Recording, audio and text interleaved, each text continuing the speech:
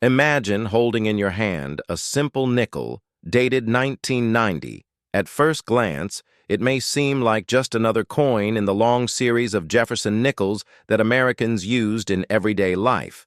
Yet behind this coin, there is a rich story that connects history, design economics, minting technology, and even the culture of late 20th century America. The Jefferson nickel, first introduced in 1938, had by 1990 already been in production for more than 50 years. It replaced the Buffalo nickel and brought with it the familiar portrait of Thomas Jefferson, the third president of the United States, designed by Felix Schlag, whose winning design became a cornerstone of modern U.S. coinage by 1990. This design had become so recognizable that people often overlooked its details, but for collectors and historians, the 1990 nickel offers more than just a date. It offers a window into a time of transition. The late 1980s and early 1990s were a period of global change. The Cold War was drawing to an end. Technology was rapidly advancing, and the United States Mint was undergoing its own set of improvements and adjustments in production methods. Coinage had to remain reliable and efficient, while also serving as a reflection of national identity. The Jefferson nickel was no exception, and the 1990 edition represents a coin struck with the precision of modern minting machinery, yet carrying a design that dated back over half a century.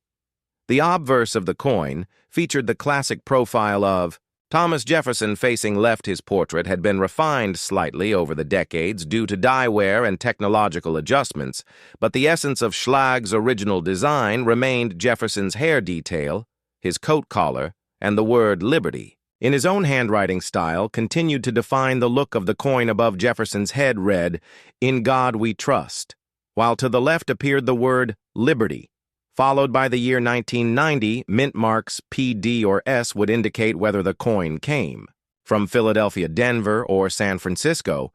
Each of these mints played a role in the production of nickels during that year.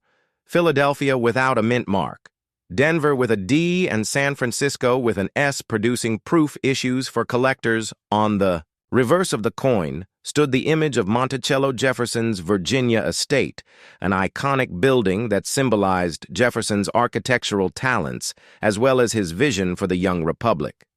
The word Monticello appeared beneath the building, with the denomination 5 cents directly under it, and the words United States of America framing the base above Monticello. The Latin phrase E pluribus unum out of many one reminded citizens of the unifying principle of the nation. What makes the 1990 Jefferson nickel particularly significant is not a dramatic design change or a rare error, but rather its placement in the continuum of American coinage. By this time, the nickel had become a workhorse of commerce. Billions of them circulated through the economy. But for collectors, subtle details became important. The quality of the strike, the sharpness of Jefferson's hair, and the steps of Monticello were often scrutinized. Collectors sought full-step examples on the reverse, where the steps of Monticello were fully struck, a feature that was not always easy to find. Even with modern minting technology, these full-step nickels became highly prized. In 1990, the Philadelphia and Denver mints produced massive numbers of nickels, intended for everyday circulation. Yet the San Francisco Mint produced proof nickels with mirror-like fields and frosted details sold to collectors in proof sets. These proof coins demonstrated the highest quality of mint craftsmanship at the time, while the circulation strikes reflected the efficiency of mass production. The economy of the early 1990s also added context. The United States was entering a recession, and yet coins like the nickel continued to serve as reliable symbols of stability. People trusted their change even as larger financial systems faced uncertainty. Holding a 1990 nickel meant holding a piece of continuity, a link between past and present errors and varieties. Also make the 1990 Jefferson nickel interesting for collectors. While the year did not produce the dramatic double dies or overdates that other years sometimes did, there were still small minting anomalies such as off-center strikes, die cracks, or weak steps at Monticello. These coins, though often overlooked, In circulation became treasures for collectors who understood that mistakes in mass production added uniqueness to otherwise common coins.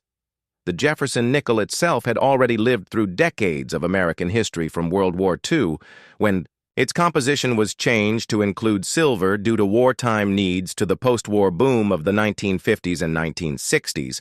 By 1990, it was clear that the design was becoming one of the longest-running in U.S. coinage history. Second only to the Lincoln cent, the fact that Jefferson's portrait and Monticello remained unchanged for so long spoke to the enduring legacy of the design, for a coin that circulated in the pockets of everyday Americans. The 1990 nickel also carried cultural significance. Children might have used it in vending machines. Families may have tossed them into payphones.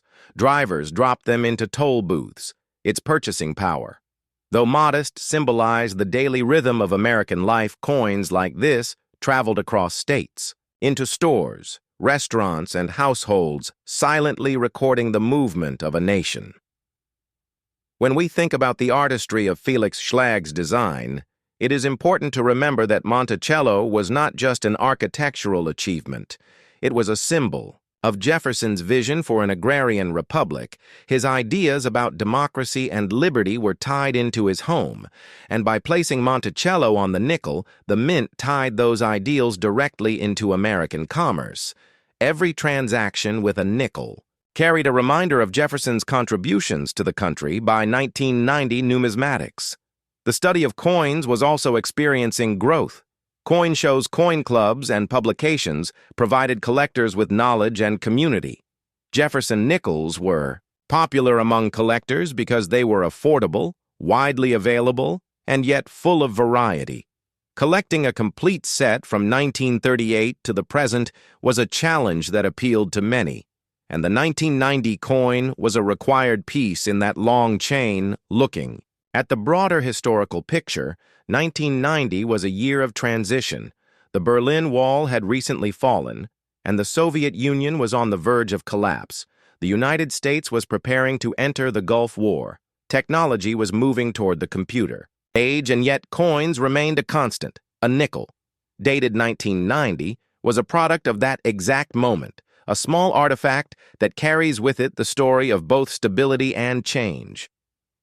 For collectors today, the 1990 Jefferson nickel may not command high values in circulated conditions since billions were produced, but high-grade examples, proof strikes, and those with full steps can attract significant attention in the numismatic market.